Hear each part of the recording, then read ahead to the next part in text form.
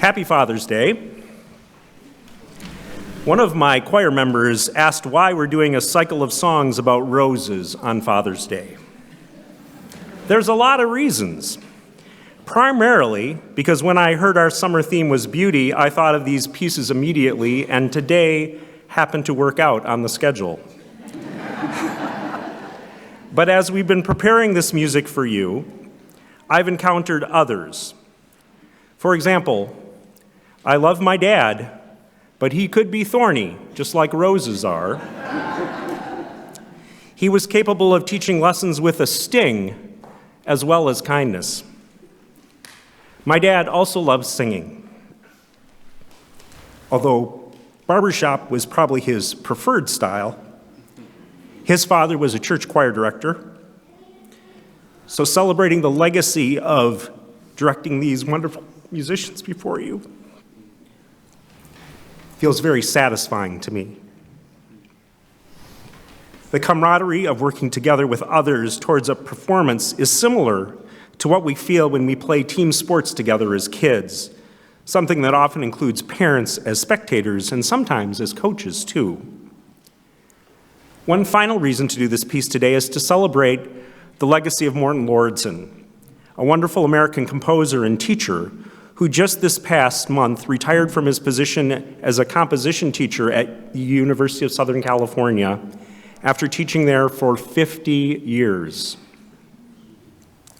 There's a series of YouTube video interviews with him about his life and work, and I was watching one about connecting music and poetry, and in it he details how he came to compose this set of pieces for a professional choir. La Chanson de Rose, the Song of the Roses, is a cycle of poetry by the poet Rainer Maria Rilke. He traveled extensively throughout Europe and in his later years settled in Switzerland. These settings were key to the genesis and inspiration of many of his poems. While Rilke is most known for his contributions to the German literature, over 400 of his poems were originally written in French. His Chansons de Rose was popular when it was first published, but it has been put back into vogue by this musical setting by Morton Lauridsen. Roses were always Rilke's favorite theme, and these poems are considered by many to demonstrate the gorgeous beauty of his craft at the height of his poetic powers. As rich in expression as they are dense in meanings, these poems are examples of the French language's ability to convey beautiful ideas with equally beautiful sounds and words. And before each song, Laurel Phelps Bowman from the choir will recite each poem in French.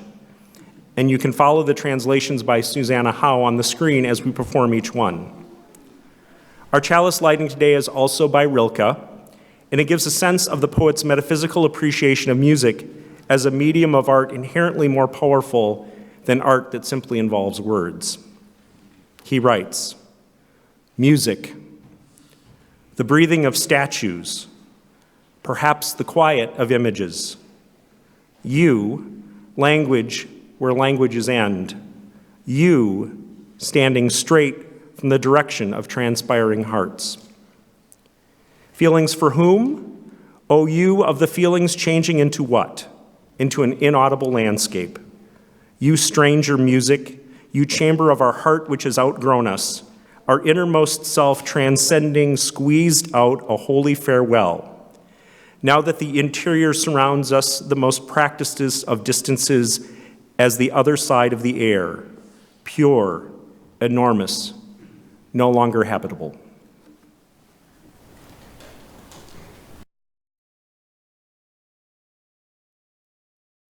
The first reading is from Mary Oliver. When the roses speak, I pay attention. As long as we are able to be extravagant, we will be hugely and damply extravagant. Then we will drop foil by foil to the ground. This is our unalterable task, and we do it joyfully. And they went on. Listen. The heart shackles are not as you think. Death, illness, pain, unrequited hope, not loneliness, but lassitude, rue, vainglory, fear, anxiety, selfishness. their fragrance all the while rising from their blind bodies, making me spin with joy.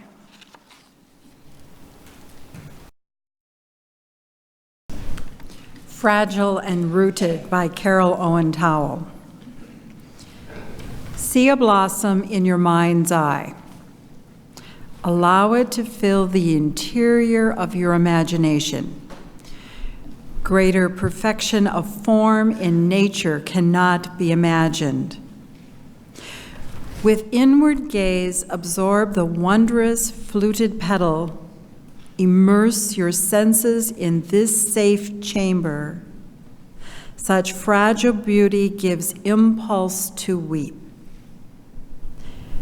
Slowly reverse the journey, ascending toward wider light.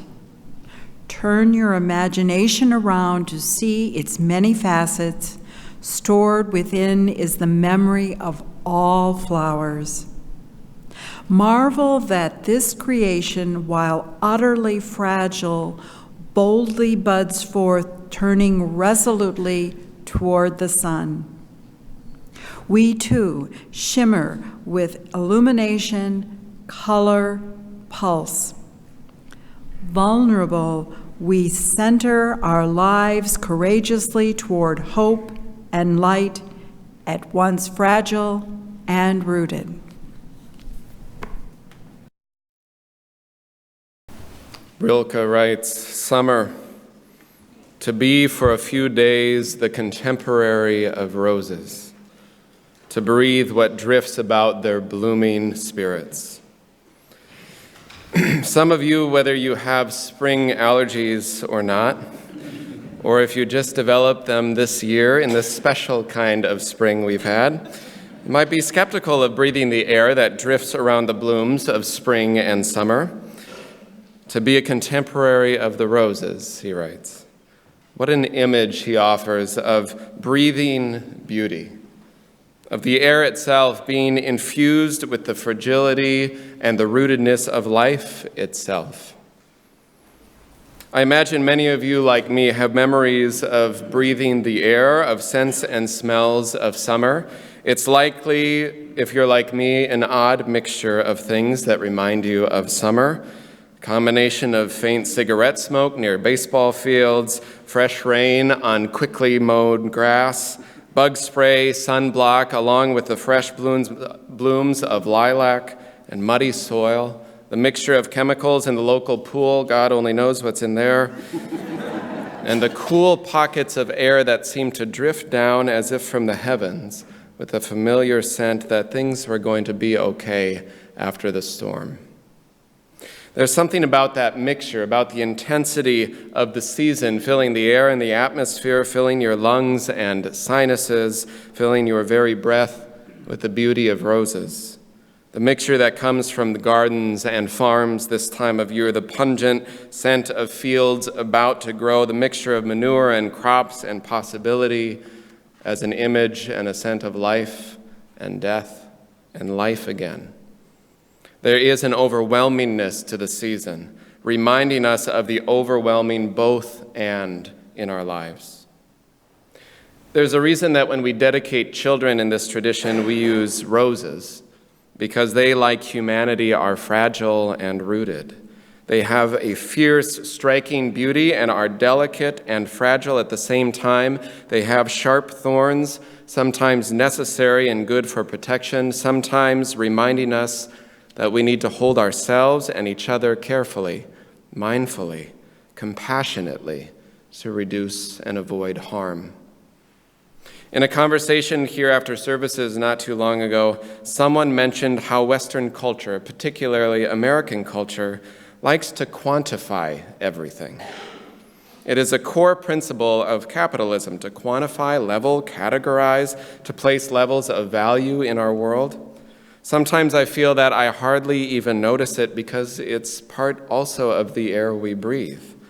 Much less do I question it, its reality in my everyday life, how much things cost, what values ascribe to what. And beyond the financial realities, we quantify and level our very personalities and lives and gifts and skills. How smart are you? How athletic are you? How successful are you? And how do we measure that? As if there are amounts to ascribe to these things. This was rooted in religion too, which you may be familiar with, this old concept called a treasury of merit. Centuries ago, it was the idea that there was some large cosmic scale of good deeds and sinful deeds. And the saints and Jesus, in their very lacking of sin lives, banked up so much merit, good deeds, that there was a treasury of it, like a holy cosmic savings account from which you could purchase shares then, conveniently, called indulgences, and buy your way out of hell. I've said before that's a great pledge campaign approach, but theologically, we've kind of lost the chance by rejecting the notion of hell, so now we just appeal to generosity and compassion and those values that have much less bottom line results. But not really. They don't. They tend a different soil and a different garden. Because we know the treasury of merit and all its legacy over the centuries is a scam. It is a soul scam to believe that there are not multiple different, beautifully diverse identities, skills, abilities, intelligences, gifts to give to this world. It is a soul scam to believe that to be a good person or to be beautiful, which is heaped on children, especially girls and women, to look and act and be a certain way. We know it's a scam to teach or believe that we can commodify, quantify our lives into neat and clean categories. We know it's a scam to turn beauty or education or art or our very lives, whatever gifts we have, into a competition to try to get ahead, to claim our space of superiority, to go beyond self-confidence and pride into arrogance, and forget that there is enough beauty. There is enough beauty for all of us. It's a scam to discard the complex beauty of our lives, as if whatever mixture of memories and scents and flowers that are part of who you are and who you have been, that have been your roots and your grounding, are any less beautiful, any less complicated, any less important than anyone else's. There are many flowers in the garden. There are many memories and realities in the air we breathe, and the most beautiful thing about them is that they are rooted and proud, and that they are fragile and humble, and so are we, and so are we.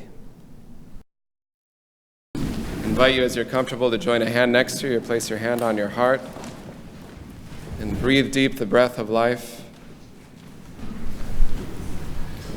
Mary Oliver writes, "On a summer morning, I sat on a hillside to think about God, a worthy pastime. Near me, I saw a single cricket.